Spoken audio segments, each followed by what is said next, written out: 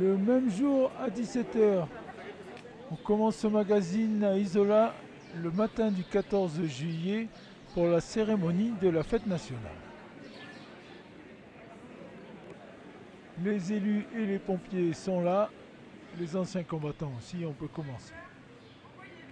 On commence par envoyer les couleurs. On ouvre le banc et ensuite on envoie l'hymne national.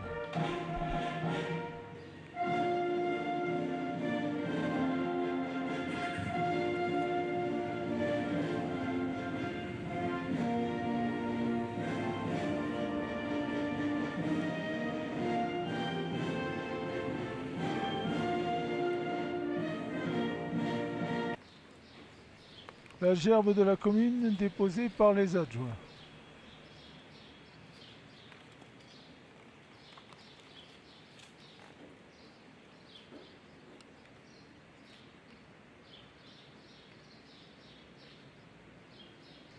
La gerbe du département déposée par la conseillère départementale Caroline Miglior, du président des anciens combattants et d'une conseillère municipale. La gerbe de la métropole déposée par les trois maires, dont Jean-Marie Boggini au milieu, le maire d'Isola, le maire de Saint-Dalmas à droite, Jean-Pierre Issautier, et Colette Fabron, la maire de Saint-Étienne-de-Tigny. La gerbe de l'Assemblée nationale déposée par la députée Marine Brenier.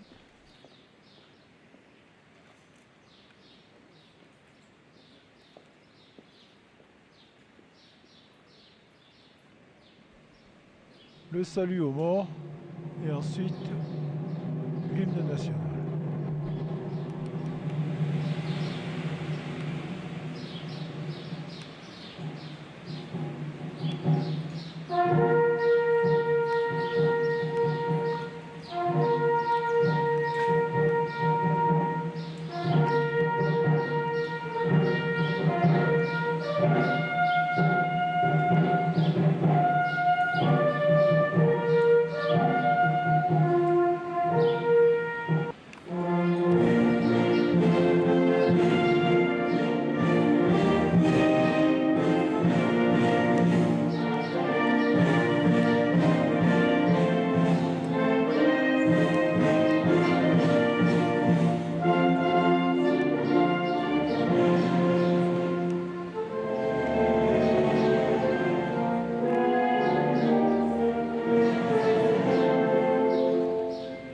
Comme il se doit à la fête nationale, je ne ferai pas, comme l'année précédente, un rappel historique de ce qui s'est passé le 14 juillet 1789, de l'état de la société à l'époque et de ce qu'elle est devenue ensuite, grâce à ce moment symbolique de notre histoire. Je voudrais essayer de vous décrire notre culture du 14 juillet, c'est-à-dire ce qui reste quand on a tout oublié de ce qui s'est passé voilà bientôt 230 ans. Qu'est-ce que la date du 14 juillet représente encore dans notre conscience collective? Dans la tête de la plupart d'entre nous, Noël, par exemple, n'est plus une fête religieuse, c'est plutôt une fête commerciale pour les enfants. Comme la Saint-Valentin pour l'amour dans un couple. Il n'en va pas de même pour le 14 juillet, à mon avis. Il y a bien sûr un aspect cocardier, au moins chez les plus anciens. La France, c'est le plus beau pays du monde. On y est en moyenne plus heureux qu'ailleurs, on est fiers. Mais le côté commercial de la fête est totalement absent. C'est un signe. On ne peut guère faire du chiffre sur l'idée de révolution. Je pense surtout que le 14 juillet garde un sens politique au sens large, ce qui n'est pas négligeable du tout. Le 14 juillet est et demeure tout de même le symbole de la chute du système monarchique et du clergé, des privilèges de l'aristocratie, le symbole de la victoire de la majorité sur les dominants. On dirait aujourd'hui des oligarques, et dont l'avènement d'une première république qui se confond dans l'esprit populaire avec l'instauration d'un système démocratique. Le 14 juillet est bien le symbole de la victoire des milliers de paysans, de pauvres gens, d'ouvriers ou de manœuvres, de tiers-État contre le pouvoir du divin de la royauté et de sa cour, et le pillage du peuple par les fermiers généraux chargés de recueillir l'impôt qui affamait ville et campagne. Ce 14 juillet est la fête du peuple, d'où des balles et des chansons, pour nous montrer fraternels et solidaires entre nous, car ceux qui critiquent sont bien loin de l'idéal républicain. C'est votre fête, celle de la remise à niveau de l'Union. C'est à toi, Français, de construire tes lendemains par le vote. Bonne et heureuse fête à tous, dans la paix civile, avec la chance de pouvoir la chanter. Merci de votre attention. Nous voilà réunis pour célébrer en ce jour, le 14 juillet, dont la portée est d'années différente depuis ce 14 juillet 2016. En effet, aujourd'hui, des sentiments multiples nous habitent, car ce 14 juillet évoque d'une part un jour historique. C'est ce jour où la France a fait table rase de la Bastille, qui a été le symbole de la tyrannie. Et donc, ce jour historique est associé à un esprit de fête, où nous nous réunissons pour célébrer la République. Cette République qui implique de partager des valeurs communes, d'avoir la volonté de vivre ensemble et tout simplement de construire un destin partagé autour de notre devise liberté, égalité, fraternité. Et le 14 juillet est désormais pour nous aussi associé à un événement dramatique, lié aux attentats de Nice qui ont coûté la vie à 86 personnes. Et aujourd'hui, nous ne pouvons nous rassembler sans évoquer leur mémoire et sans leur rendre hommage. Je serai cet après-midi, comme de nombreux maires et élus, aux côtés du maire de Nice, Christian Estrosi, aux côtés des familles des victimes pour la cérémonie hommage qui sera rendue en présence du premier ministre. Mais il était important pour moi de pouvoir partager ce matin avec vous cette cérémonie ici à Isola. Et tout simplement, pour conclure, je fonde le vœu qu'en ce 14 juillet, nous parvenions à puiser dans les leçons de notre histoire et que la force qu'ont eu les hommes et les femmes de 1789 de se lever et de se libérer de l'arbitraire nous donne le courage et la volonté de rester debout, d'affronter l'adversité, quelles que soient les menaces auxquelles nous sommes confrontés. Vive la France! Montesquieu disait, lorsque dans la République, le peuple encore a la souveraine puissance, c'est une démocratie. 14 juillet, tu portes en toi tant de choses, tant de symboles qui font que la France est la France. Tu incarnes le commencement de notre démocratie, les fondements de notre société basée sur le respect, le partage et la liberté. 14 juillet, toi qui es célébré dans toutes les villes de France, dans nos ambassades à travers le monde, tu es l'image d'un peuple fort et fier, qui a su combattre le joug de la peur et de la tyrannie pour offrir à ses enfants un monde plus beau.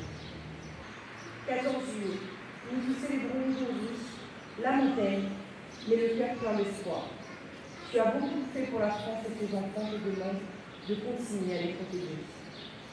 Vive la République et vive la France.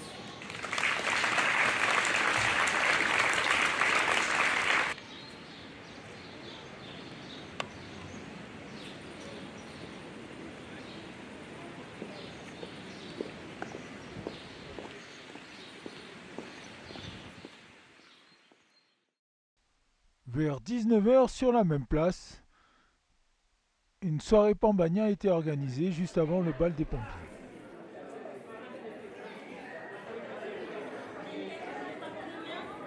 Ici quelques bénévoles du COGIC. J'allais le dire, je me l'enlève de la bouche. J'ai pas. Vous êtes beau. Et là, on fait la queue pour avoir son Pambagna. On choisit avec anchois ou sans anchois. Moi, je suis un puriste, je prends avec anchois bien sûr. Alors 5 normaux et 3 sans anchois. 3 sans anchois Et 5 normaux. et 5 normaux.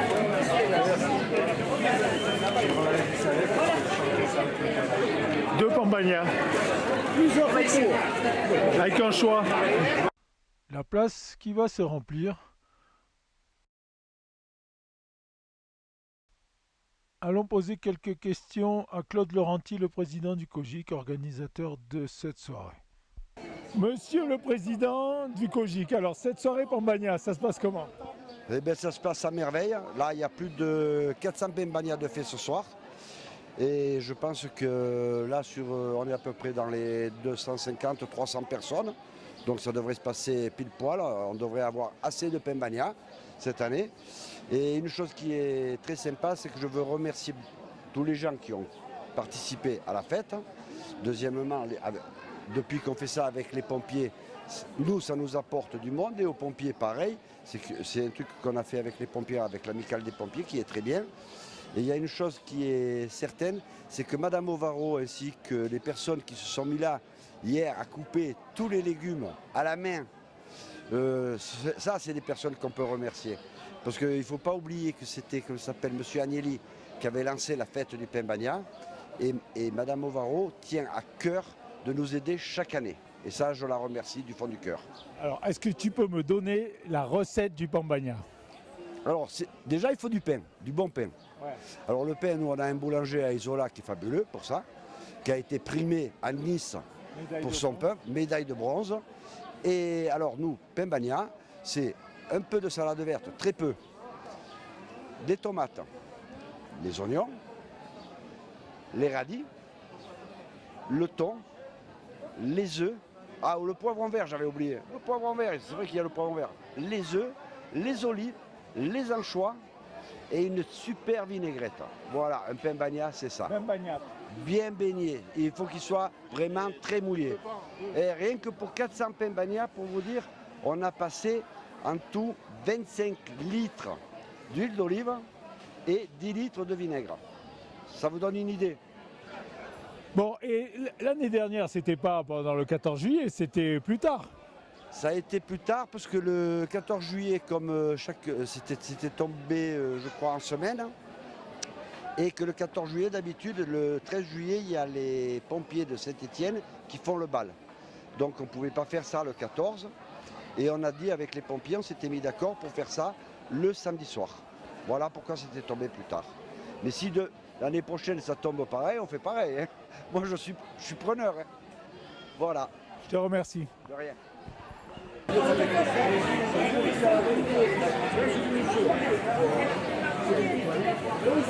Alors JC, Oui, alors vas-y.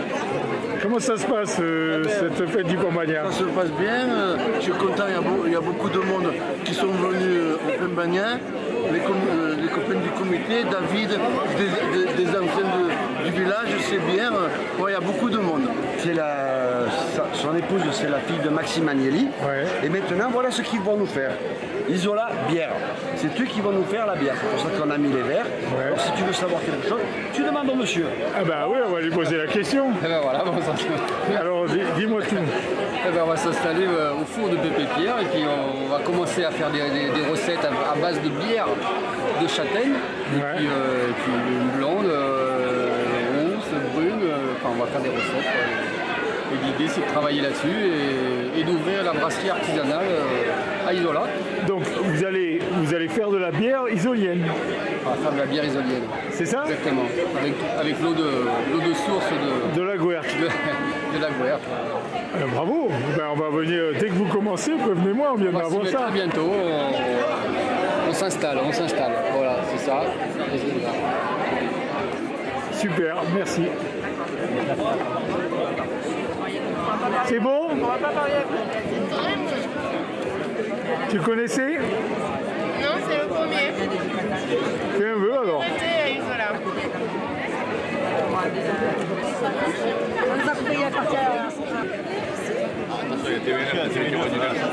C'est pas de la rigolade là. Vous avez un Pakistanais à votre table? J'y m'en vais. Bon. Bon, ça s'est bien passé le stage? Nickel Pascal.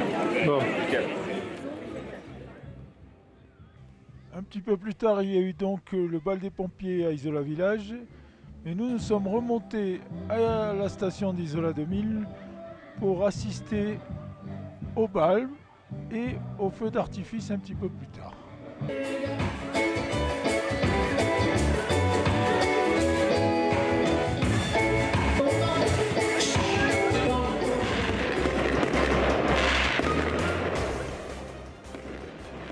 va vous montrer le feu d'artifice vu du ciel et vu d'en bas avec des caméras.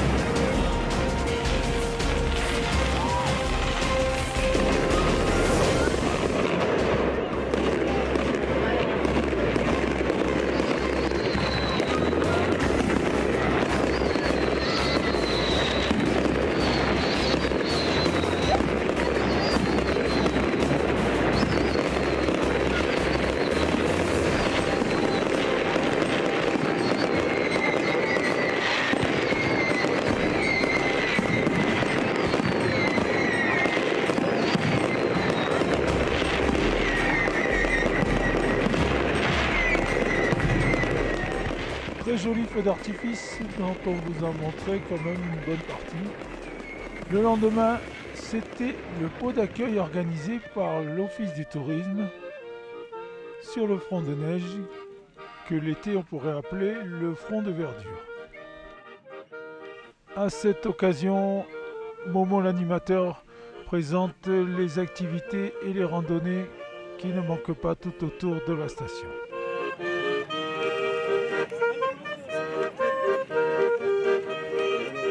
C'est la finale quand même de la Coupe du Monde. Hein, donc ce soir il va falloir garder de la voix. Et c'est à 2450 mètres d'altitude. Donc des lacs d'altitude on en a en pagaille, puisque autour de la station, vous avez 600 km de chemin balisé avec le parc national du Mercantour. C'est aussi la fête patronale Notre-Dame-de-Ville, la chapelle que vous avez sous vos yeux. Et donc, tout le monde est invité après sous le chapiteau pour boire le verre de l'amitié et manger un petit morceau.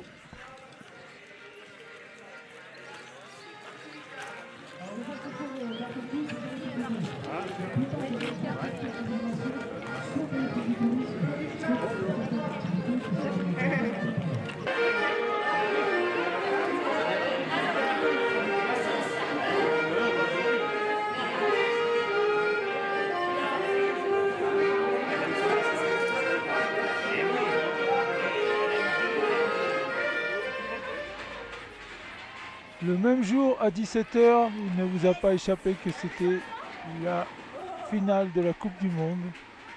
Et nous allons la vivre tous ensemble dans la salle Mercière et juste à côté, au bar Le Dos Hermanos.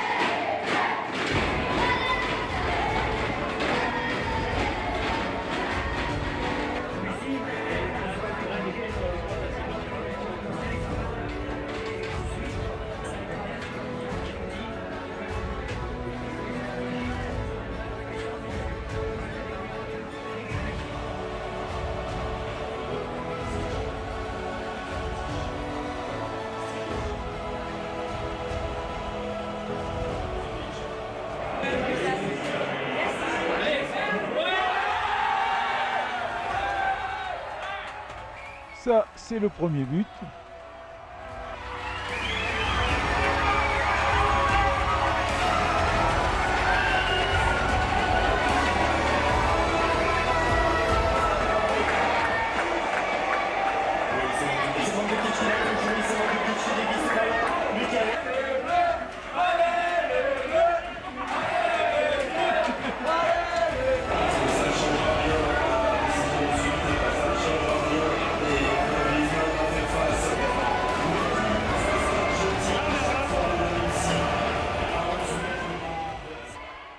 Ça, c'est le deuxième sur penalty.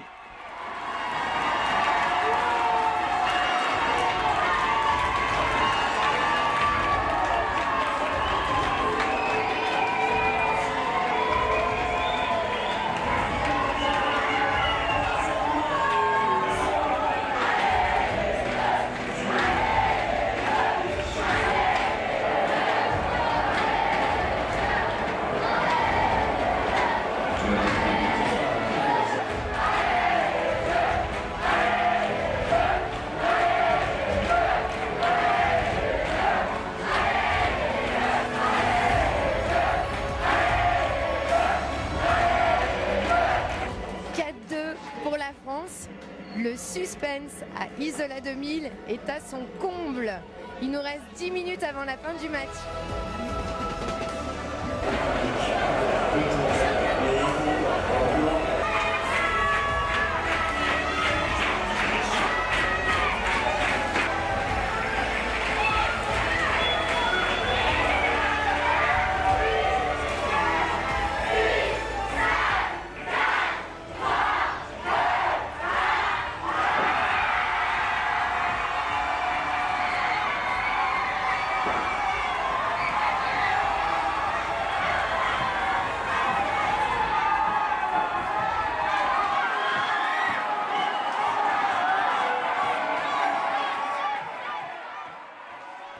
Et là, c'est le moment où on devient champion du monde et c'est l'hystérie collective.